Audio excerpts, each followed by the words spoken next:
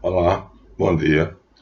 Estamos às 3 horas e 40 minutos da manhã e vamos dar continuidade ao nosso primeiro vídeo sobre a iniciação dos Templários.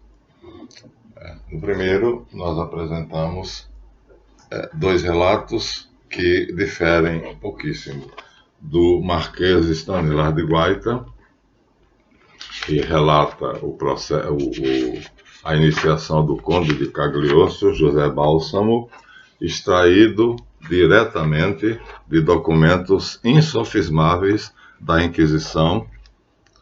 Ele dá exatamente de onde ele tirou qual foi a fonte, e aqui ele diz que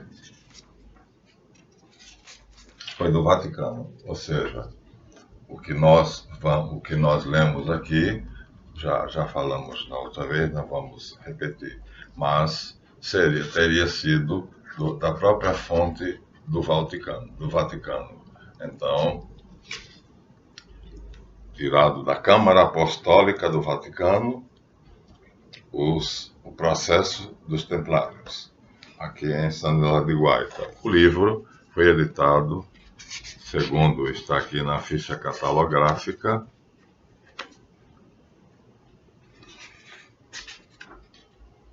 em 1973.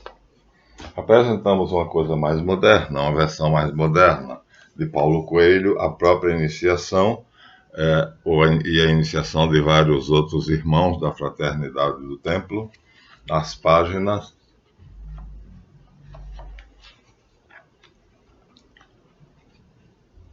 211 e seguintes.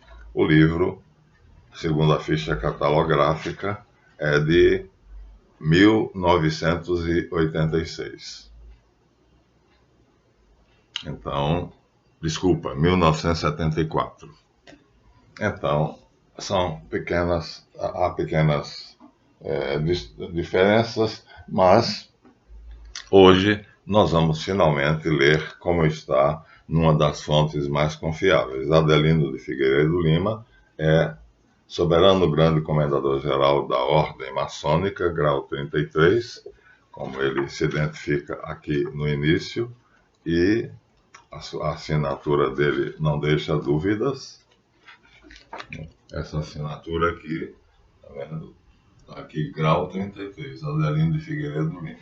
O livro é de, vamos ver aqui, de catalográfica,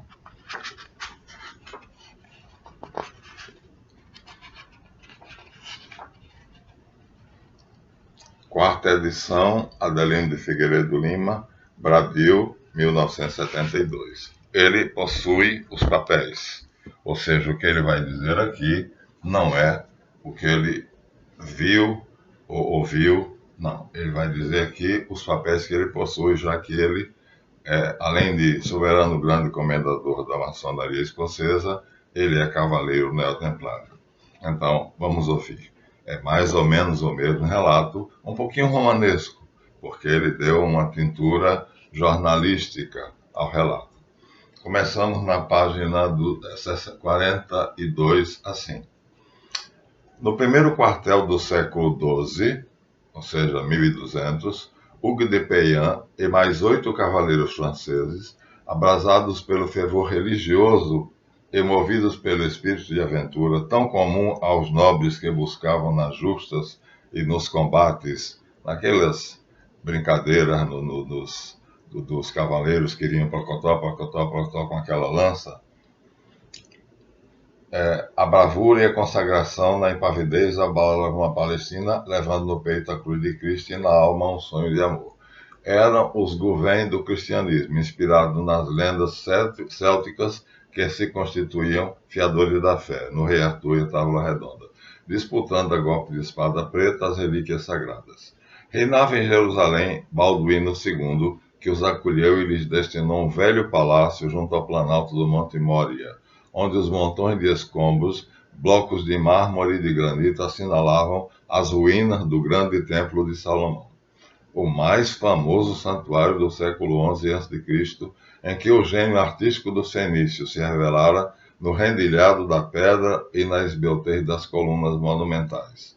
Destruído pelos caldeus, reconstruído por Zorobabel, foi ampliado por Herodes no ano 18 a.C. e finalmente arrasado por Tito na tomada de Jerusalém. Foi nesse templo que se originou a tragédia de Irã, cuja lenda a maçonaria recolheu carinhosamente, incorporando-a nos seus rituais.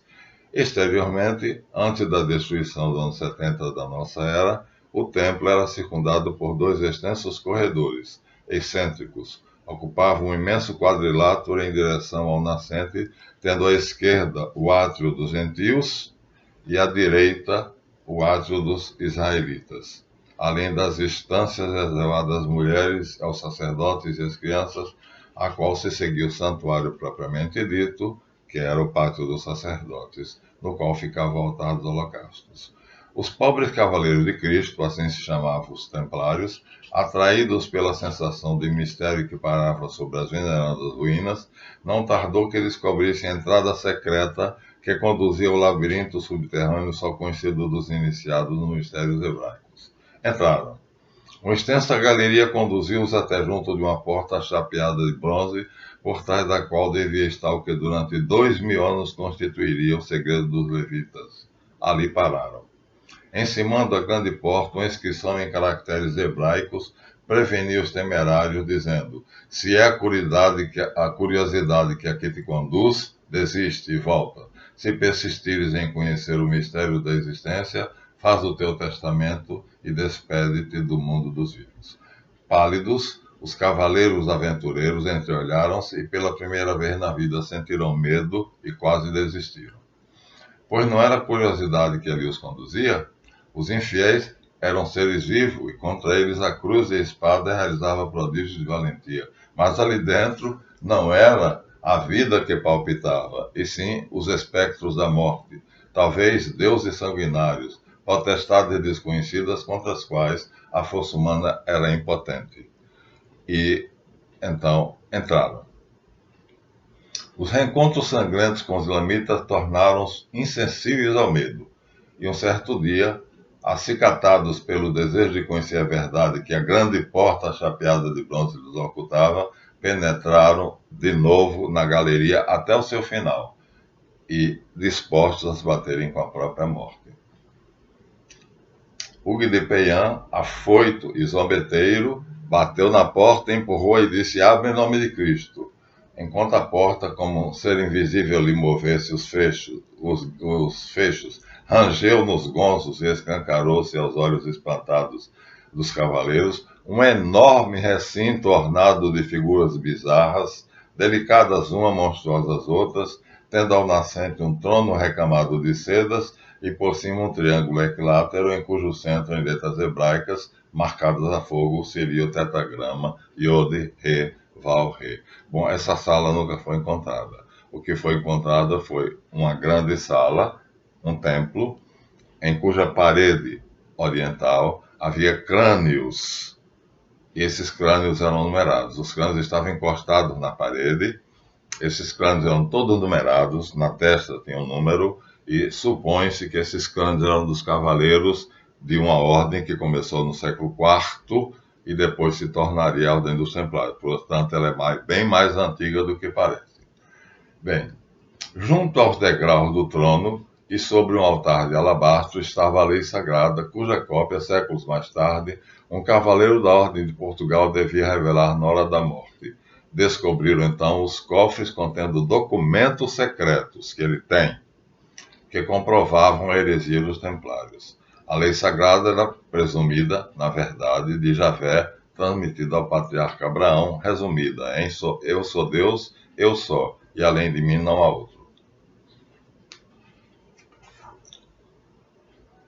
Extasiado diante da majestade severa dos símbolos, os 9 cavaleiros da aventura futura templária ajoelharam e elevaram os olhos ao alto. Na sua frente, o grande triângulo, tendo ao centro a inicial do princípio gerador, o Iode, uma vírgula, espírito animador de todas as coisas e símbolo da regeneração humana, parecia convidá-los à reflexão sobre o significado profundo que irradiava dos seus ângulos. Ele é o emblema da força criadora e da matéria cósmica. É a tríade que representa a alma solar. Um raio de luz intensa iluminou então aqueles espíritos obcecados pela ideia de luta, devotados à supressão da vida dos seres humanos que não comungam o mesmo princípio religioso que o levou à Terra Santa. Ali estão representadas as 32 vias da sabedoria que é a Cabala judaica, exprimida em fórmulas herméticas no Seter e Yetzirah e ao entendimento humano. Simbolizado absoluto, o triângulo representa o infinito, o corpo, a alma, o espírito, o fogo, a luz, a vida.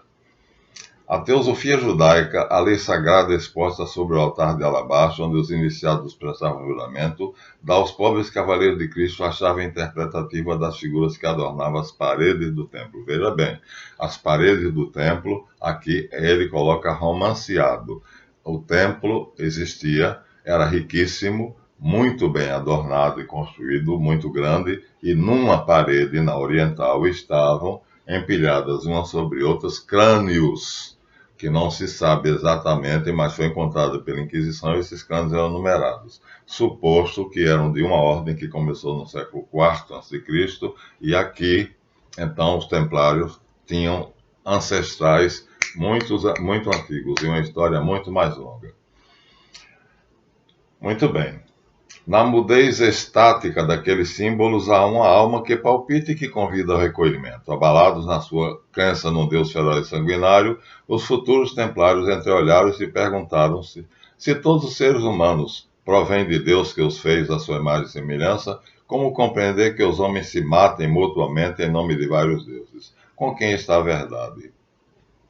Agora, ele acrescenta aqui uma coisa, que é o grande problema, se aqui ele inventou, se ele colocou, ou se havia algo semelhante. Porque, pelas minhas pesquisas, havia apenas essas caveiras numeradas, que poderiam ser somente dos templários, ou dos templários e algumas ordens ligadas a ele, como a dos assassinos, né?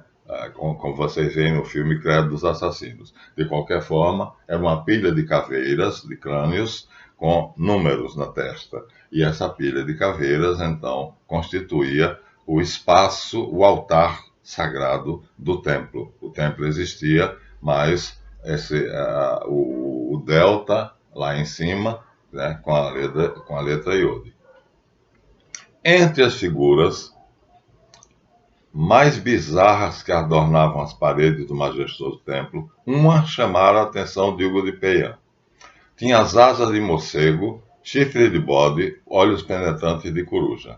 Na testa ampla, um facho luminoso parecia irradiar inteligência, e no peito uma cruz sangrando acariciava na interseção dos braços uma rosa mística encantadora, símbolo da Rosa Cruz. A cruz era o símbolo da imortalidade, a rosa a discreção, o emblema da mulher. A reunião dos dois símbolos era a ideia da criação. E foi essa figura monstruosa e atraente que os 9 cavaleiros campeões da fé elegeram para emblema das suas futuras cruzadas. Aqui está mais ou menos uma ideia do que seria. Eliphas Levi dá no seu livro Dogma e Ritual da Magia. Foi feita por Enrico Rat, o desenho, né? Aqui Adelino de Figueiredo Lima garante que ele existia. A Inquisição nunca achou. O que achou foram os crânios, mas aqui Adelino de Figueiredo Lima diz que ela existia. Quando em 1128 se apresentou ante o Concílio de Troyes, Hugo de Peillan, o primeiro grão-mestre da Ordem do Templo, já a concepção dos templários acerca da ideia de Deus não era muito católica, embora fosse ainda mais cristã. A divisa inscrita no estandarte negro da Ordem, non nobis domine non nobis, mas sed nomina tua da glória, não era uma sujeição à igreja, mas uma obediência a Deus, uma referência à inicial que no centro do triângulo simbolizava a unidade perfeita, o Iode. Cavaleiros franceses, normandos, germânicos, portugueses e italianos acudiram e engrossaram as fileiras da ordem, que dentro em pouco se convertia na mais pujante e maior de todas as sociedades religiosas do século XII, ao mesmo tempo em que se criavam as classes de sacerdotes, dos cavaleiros e a hierarquia dos cavaleiros, dos escudeiros, dos leigos e dos soldados. Instituía-se também a doutrina secreta, o esoterismo, que, interpretando o símbolo do Templo de Jerusalém, criava uma nova mentalidade baseada nas 32 vias da sabedoria da Kabbalah. Claro que a regra estabelecida por São Bernardo de Claraval sofria interpretação irreverente por parte dos templários. Eles riam das regras. E com isso não concordaria a igreja. Mas a ordem tornara-se tão poderosa, tão opulenta e tão rica, tão influente no domínio da cristandade, que o melhor era fechar os olhos e compartilhar com ela os benefícios que a sua opulência proporcionava a reis e príncipes. Além da interpretação dos símbolos místicos da Kabbalah, os templários tiveram a noção de que não era impossível a comunicação com os espíritos sobrenaturais. Era a ciência espírita ainda em embrião.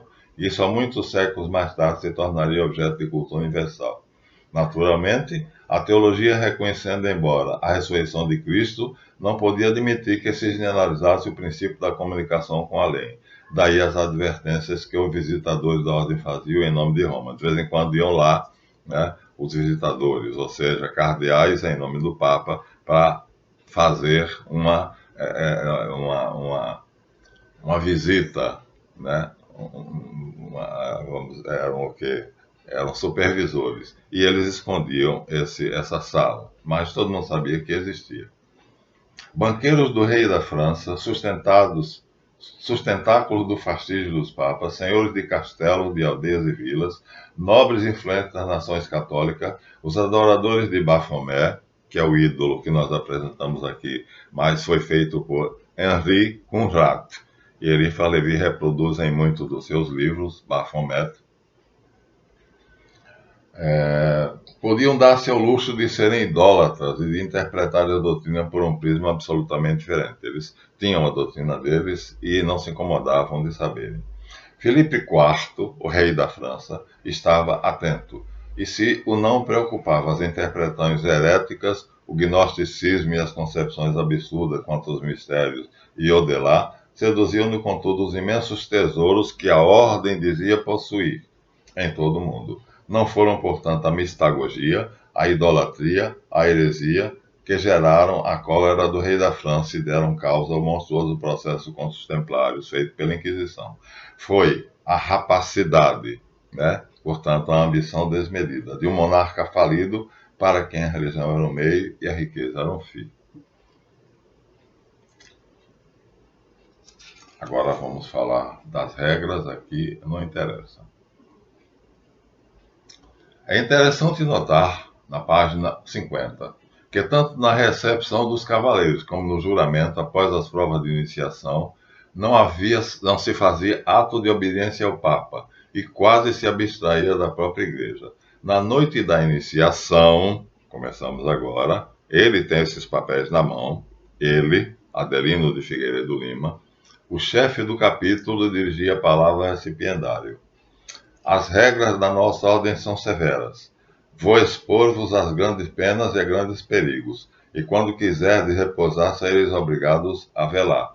Tereis de suportar a fadiga quando quiserdes descansar, sofrer fome e sede quando quiserdes comer e beber. Insistis em ser um cavaleiro templário, sois sadio de corpo, íntegro, não sois esposo nem noivo, não tem dívidas insolváveis. Se as respostas fossem afirmativas, aqui já estamos no ritual.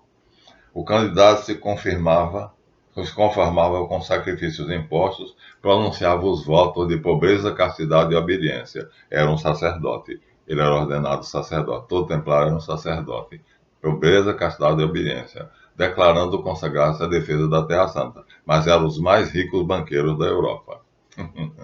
O juramento, quer dizer, foram templários. Veja só. O juramento completava a formalidade da admissão e era prestado após as provas de fogo, da água e da terra, e da adoração a Baphomet. Isso a Inquisição não encontrou. Isso foi várias vezes testemunhado por vários cavaleiros que, na parede do Oriente, as caveiras que estavam lá numeradas, empilhadas, que provavelmente não eram somente da ordem do templo, também era de outras ordens, dos hospitalários, da ordem dos assassinos, das outras ordens e de outras que nós vamos falar, ligações perigosas quando nós falarmos a respeito. Então, O juramento era o seguinte: juro consagrar minhas palavras, minha força e minha vida à defesa da crença em Deus e dos mistérios da fé. Esse juramento me foi proposto pessoalmente por Dr. Alfredo quando eu estudava História da Arte no IBA, Instituto de Belas Artes, né, lá no Parque Lage.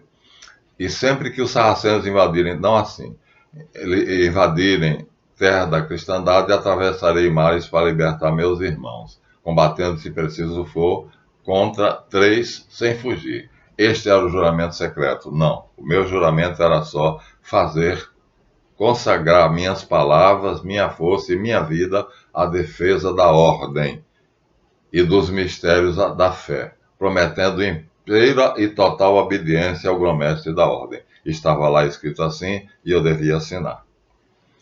Paralelamente à Santa Gnose dos Templários, havia a falsa gnose dos feiticeiros e adivinhos. Bom, vamos dar um pulinho aqui. Já estamos na iniciação. A Caverna Sagrada. Agora está. A Caverna Sagrada era uma ala no fundo da sala onde estava recamado o templo.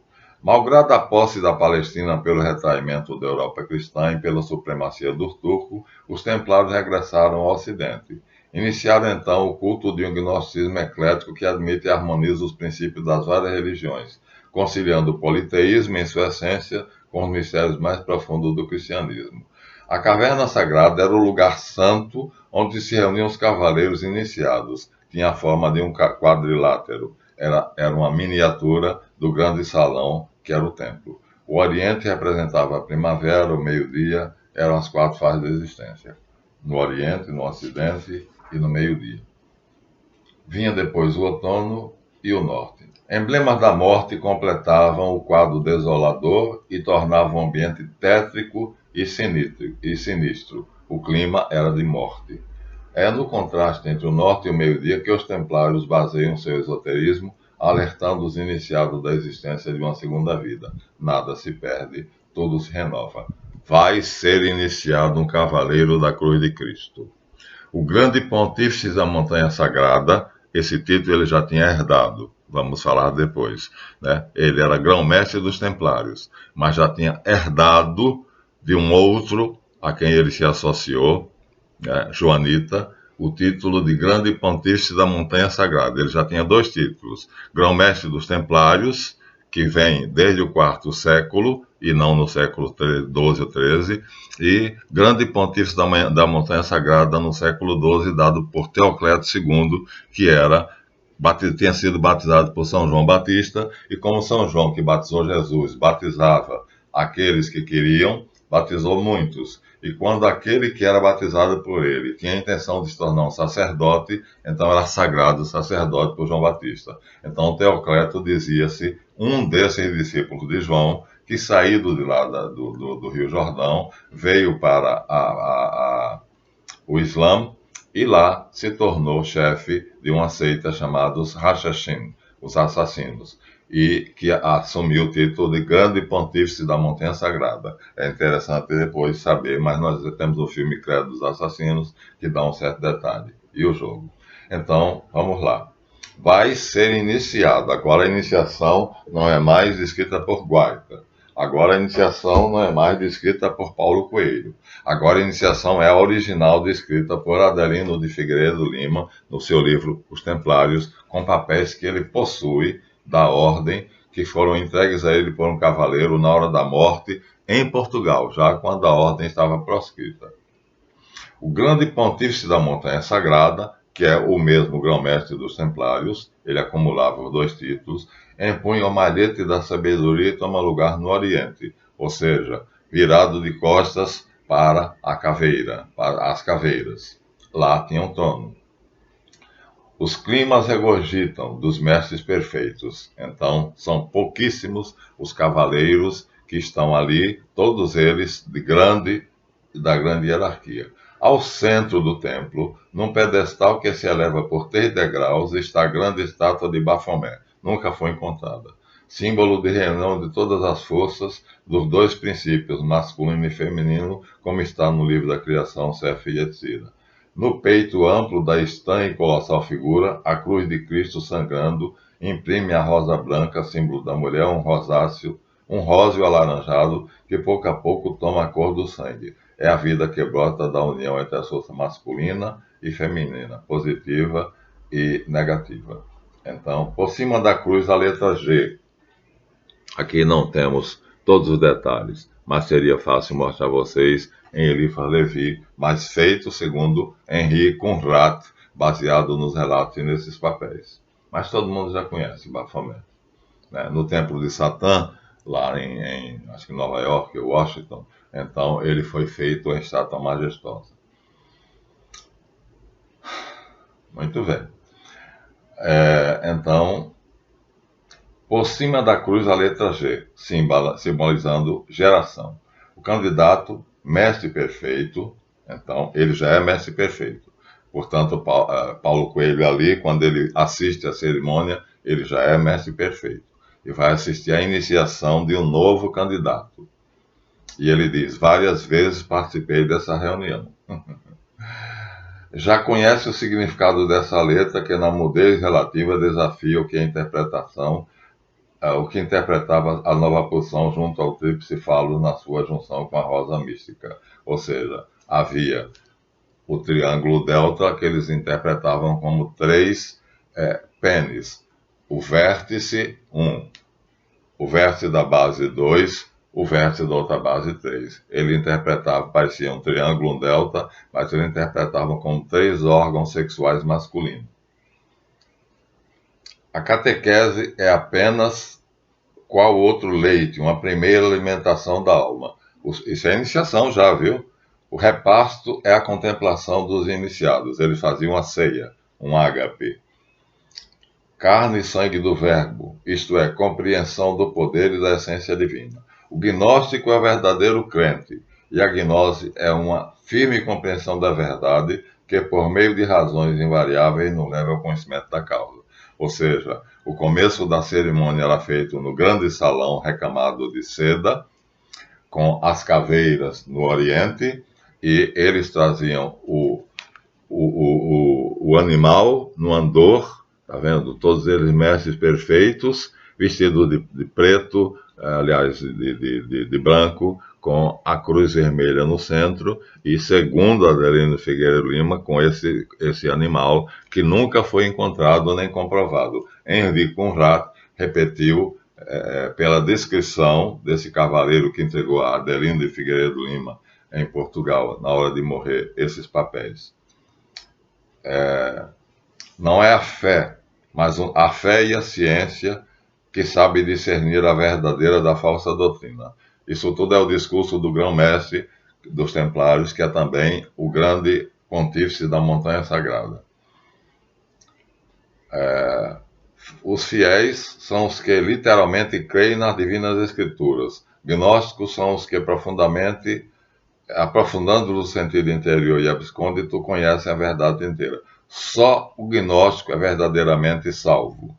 O homem não adquire a verdadeira sabedoria senão quando escuta os conselhos de uma voz profética que lhe descobre a maneira porque foi, é e será tudo quanto existe.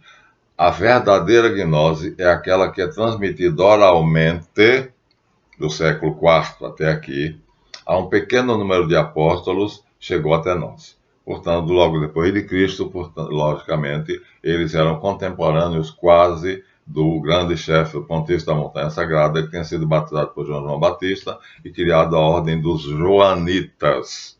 Por isso, ele tinha a lista dos grandes pontífices de São João até ele.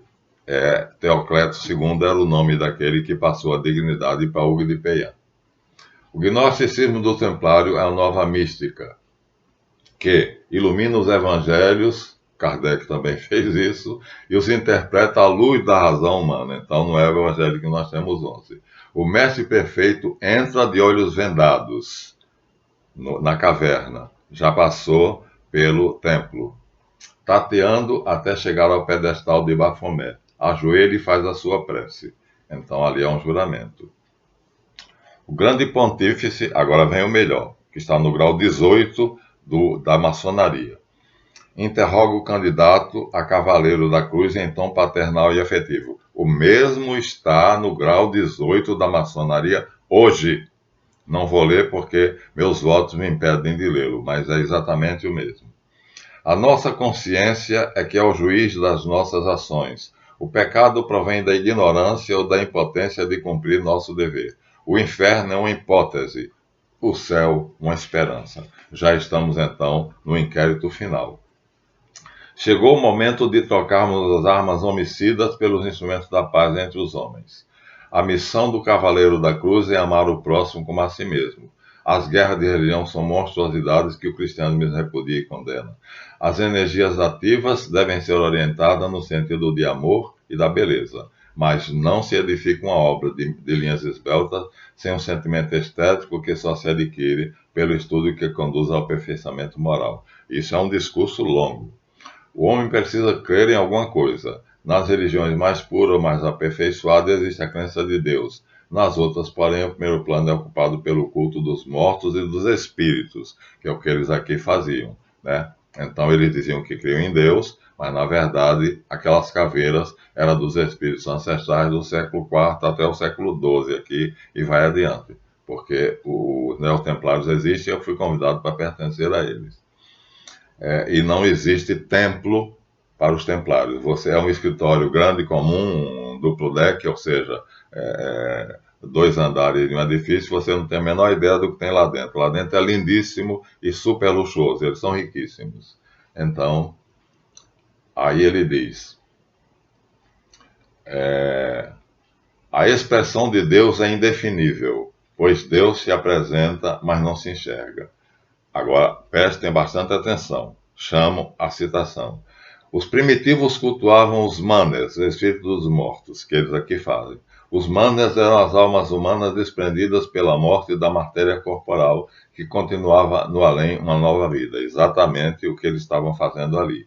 Onde iriam os primitivos beber a ideia da alma? Respondei-me se sois mestre perfeito. Nos fenômenos psíquicos espíritas, que propiciam aparições, nas ilações tiradas do sonho e na percepção de que alguma coisa boa ou mal os rodeava, lhe pergunto, acreditai que os mortos podem se manifestar aos vivos? Resposta, sim. Acredito que a alma liberta do invólucro físico, sobe a um plano superior, se sublima e volta ao mundo, portanto a reencarnação, para reviver e rever o que eles são simpáticos, segundo a lei das afinidades. Acreditai na ressurreição física de Jesus Cristo? Não.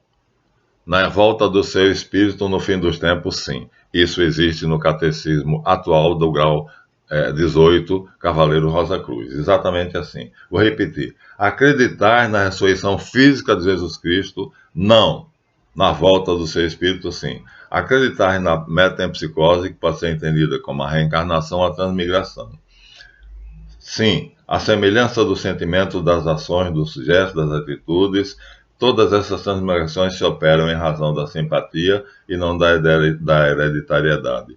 Acreditais que a morte legal absolve o assassino, que o soldado não é responsável pelo sangue que derrama? Não acredito. Atentai agora nas palavras do Cavaleiro do Ocidente, que vos dirá no sentido moral que imprime ao grau de Cavaleiro da Cruz. Pronto. E aí, agora, ele vai receber a sua espada e então estava finda as provas da iniciação. O candidato dirige-se então para o altar dos holocaustos, onde estava uma pira, onde o sacrificador lhe imprime o fogo sobre o coração, simbolicamente uma espada, símbolo do fogo, e o emblema dos cavaleiros de Cristo. Dante Alighieri foi templário, é o que vem adiante. Aqui está, portanto, como teria sido uma iniciação templária, segundo Adelino de Figueiredo Lima, continuando a nossa anterior. Então, em 3 livros diferentes, praticamente a mesma, só que agora, aqui a de Cagliostro, tentei encontrar, mas não encontrei, mas é fácil encontrar. E aqui a de Paulo Coelho, que por isso se tornou o mago de $1 milhão. Eu recusei, por isso eu sou pobre. Então, aí está. Bom, comparem as 3. No capítulo anterior, nós vimos as 2 descritas pelo Marquês de Stanislas de Guaita e por Paulo Coelho, que é a iniciação de um cavaleiro australiano. e ele diz que já existiu vários. É feito na Igreja Velha, onde eles tinham a Igreja Católica tinha abandonado e eles usavam para esse fim. Aqui nós estamos no Templo de Jerusalém. O rei Balduíno dá uma ala do templo a eles e eles constroem essa sala magnífica onde as caveiras foram encontradas, né? Uma historiadora de renome nos diz sobre elas detalhadamente e provavelmente elas vinham de várias correntes gnósticas, do século IV ao século XII. Eram empilhadas e numeradas. Ninguém sabe até agora exatamente o que é que era, mas é simples. Eram caveiras de pessoas que eram importantes na ordem, para as ordens às quais pertenciam, hospitalários, templários, espíritas daquela época e todos os outros assassinos, e aí os manes, portanto, os espíritos ancestrais. Era o culto deles central. A regra de São Bernardo e a missa católica, para eles, não significava nada. Portanto, eles eram hereges mesmo, ali nas palavras de Adelino de Figueiredo Lima. Portanto, e eles não faziam segredo disso, porque banqueiros de reis e papas, todas as guerras dependiam do seu ouro. Então todo mundo tinha que fechar os olhos para isso, e isso era sabido. Mas não foi por causa disso que eles foram condenados. Eles foram condenados porque Felipe o Belo queria as riquezas dele. As riquezas dele, nós vamos falar mais tarde o que era, né? O que na verdade aconteceu foi que eles foram traídos. E essa traição vai ser uns capítulos empolgantes da nossa série, Os Templários. Aqui, o segundo capítulo. Até a próxima, que eu vou em frente.